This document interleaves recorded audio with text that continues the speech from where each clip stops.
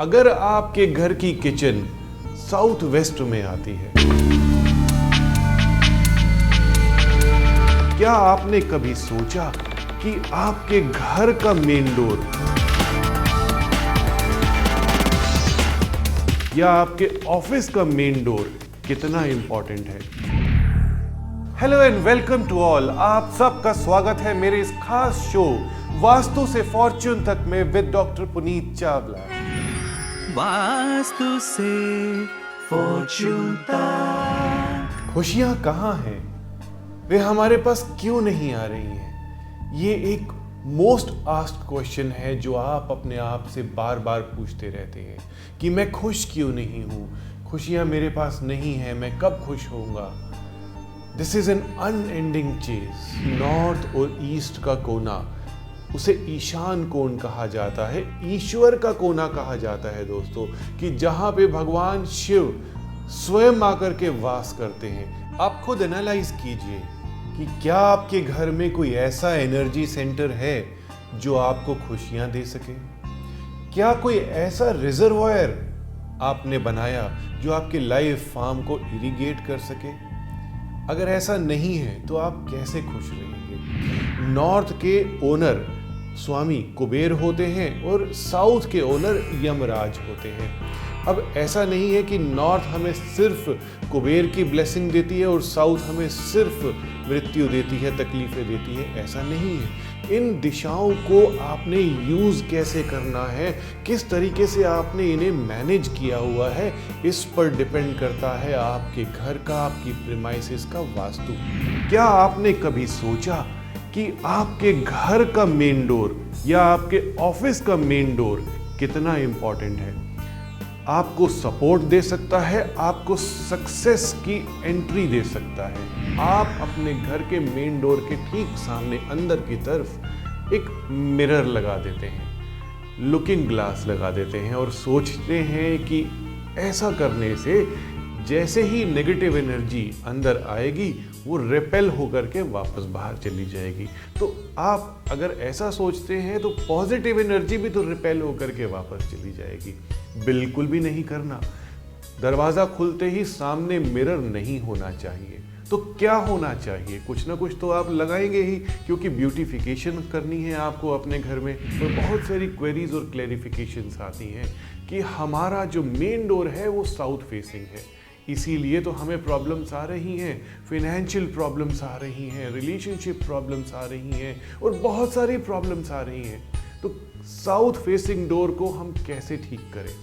अब यह बहुत बड़ी मिथ है दोस्तों कि साउथ फेसिंग डोर हो या ईस्ट फेसिंग डोर हो, क्या सिर्फ डोर से ही हम अपने पूरे घर की वास्तु या पूरी जगह की वास्तु को मेजर करते हैं? आमदनी अठन्नी और खर्चा रुपया, बहुत ही पुरानी कहावत है यह। बुजुर्ग कहते हैं कि जितनी आपकी आमदनी हो उससे आधा खर्चा करें, और कई बारी घरों में देखा जाता है कि जितना खर्चा होता है उससे आधी इनकम होती है। तो खर्चा कहाँ से कंप्लीट होता है दोस्तों?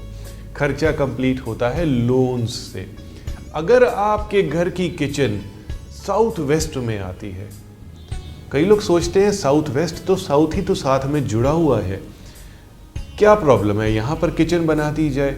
साउथ वेस्ट की किचन आपके ऊपर कर्जे चढ़ा देती है। आप गाड़ी ले लेते हैं, उसके लिए कर्जा ले लेते हैं, आप घर लेते हैं, उसके लिए कर्जा ले लेते हैं, और आजकल तो बहुत बड़ा ट्रेंड है कि इंटरनेशनल वेकेशन करनी है, 5 लाख रुपए का पर्सनल लोन ले लेते हैं। क्या प्रॉब्लम है? साल में एक ही बारी तो जाना है, हम धीरे धीरे चुकाते रहेंगे। तो जो कर्जे आपके सर पर धीरे धीरे चढ़ते रहते हैं वो एक टाइम के बाद इतने नासूर बन जाते हैं कि 5 दिन की छुट्टी और पूरे 500 दिन आपको परेशानी रहती है। तो मैं नहीं चाहता कि आप परेशान रहें दोस्तों। किचन साउथ वेस्ट में होना बहुत ज़्यादा गड़बड़ है। किचन को कभी भी साउथ वेस्ट में नहीं होना चाहिए। नींद नहीं आती है, हमें बहुत प्रॉब्लम होती है, सपने बहुत बुरे बुरे आते हैं। किस तरफ सर करके सोना चाहिए? यह एक अच्छा क्वेश्चन है जो सब लोग जानना चाहते हैं। बुक्स में पढ़ते हैं, इंटरनेट में देखते हैं कि सर किस तरफ करके सोना चाहिए ताकि नींद आ जाए, क्योंकि पैसा नींद की गारंटी नहीं है। कोई भी चीज़ नींद को गारंटी नहीं करती है। एक कॉमन आदमी को भी नींद बहुत आराम से आ जाती है, लेकिन एक करोड़पति अरबपति को भी नींद नहीं आती है, बहुत मुश्किल से आती है। तो नींद यहाँ पर बहुत वैल्यूएबल है। A good sleep is the requirement of a good life. Tension लेकर के सोएंगे तो टेंशन वाली नींद आएगी और बहुत ज़्यादा प्रॉब्लमेटिक होगी। ये तो एक बात हो गई। लेकिन अगर आप एकदम बेफिक्र होकर के सो रहे हैं, कोई टेंशन नहीं है, लेकिन फिर भी प्रॉब्लम है, सुबह उठने पर सर में दर्द, बॉडी में दर्द, कंधों में दर्द, आप थका हुआ महसूस कर रहे हैं, क्या कर सकते हैं? क्योंकि आप तो बेफिक्र हैं, आप हेल्दी खाना खाते हैं। रीजन है वास्तु। वास्तु से फॉर्चून तक। The biggest problem was we were not able to start the family. was shocked and depressed. तो इतना पढ़ने के बाद मतलब मुझे इस तरह के जॉब्स मिल रहे हैं जो मतलब वो you can say shameful. Life is miserable, disturb. Family life में, पर्सनल लाइफ में बहुत प्रॉब्लम्स थी।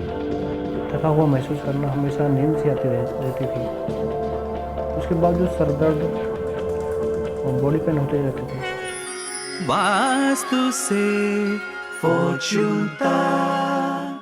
उनके वर्किंग एरिया में एक बहुत ही बड़ा लोड बेयरिंग बीम था जो उनके ठीक सर के ऊपर आता था, और वह साहब कंप्लेन करते थे कि मुझे सर दर्द हमेशा रहता है, कंधों में हमेशा पेन रहता है, बहुत ज़्यादा एकिंग बॉडी होती है। तो सर के ऊपर अगर लोड बेयरिंग बीम आता है दोस्तों, तो प्रॉब्लम्स आने लगती है, बॉडी एक्स होने लगती हैं, हमेशा हेडेक, टेंशन, यह सब चीज़ें बनी रहती हैं। ऐसा इसीलिए होता है क्योंकि बीम के अंदर बहुत स्ट्रेसफुल एनर्जीज होती हैं, पूरी बिल्डिंग का लोड उसके ऊपर होता है। तो आपने ध्यान रखना है कि कभी भी बीम के नीचे बैठ करके काम नहीं करना।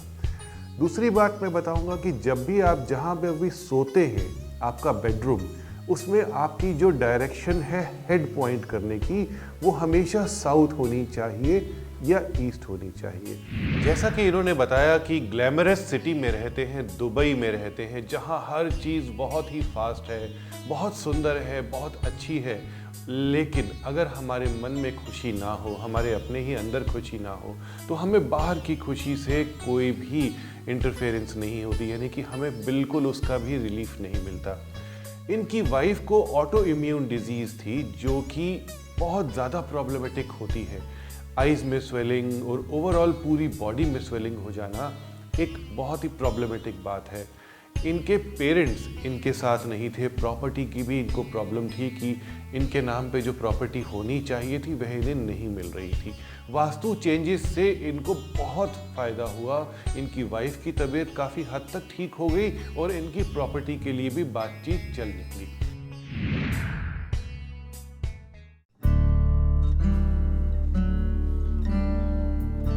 इंसान अपनी लग्जरीज के लिए बहुत सारी चीज़ों को जुटा लेता है। लग्जरीज क्यों चाहिए होती हैं? सुख के लिए, आराम के लिए चाहिए होती हैं। लेकिन अगर वह सुख, आराम हमें हेल्थ नहीं दे रहा, हमें हमारे रिलेशनशिप्स ठीक नहीं दे रहा, परेशानी दे रहा है, जब सोने का टाइम है तब हमें प्रॉपर नींद नहीं दे रहा है, बहुत मुश्किल होती है, बेचैनी होती है हमें, हमारा बेडरूम हमें आराम ही नहीं दे रहा, तो लग्जरीज किस काम की? जब से मैंने अपना जो चेयर है ईस्ट फेसिंग रखी है, तो घर में प्रॉस्पेरिटी, खुशियाँ और घर में एक बड़ा अच्छा वातावरण बना।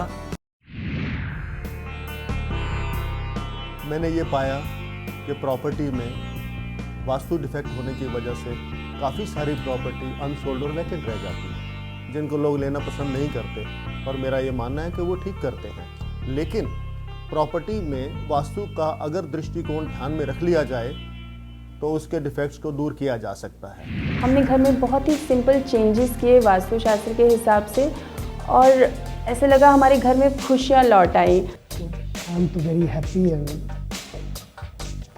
Thank you Vastu science. समय के साथ ही सब कुछ अच्छा बदलाव आ गया और परिवार पहले से ज़्यादा अच्छा हो गया। सडनली लाइफ में एक बहुत प्लस आ गया, लाइफ टोटली चेंज हो गई। हम दो दिशाओं को बैलेंस करके अपने घर में, अपनी लाइफ में बहुत सारी खुशियों को लेकर के आ सकते हैं। वास्तु से Fortune Tak with Dr. Puneet Chawla.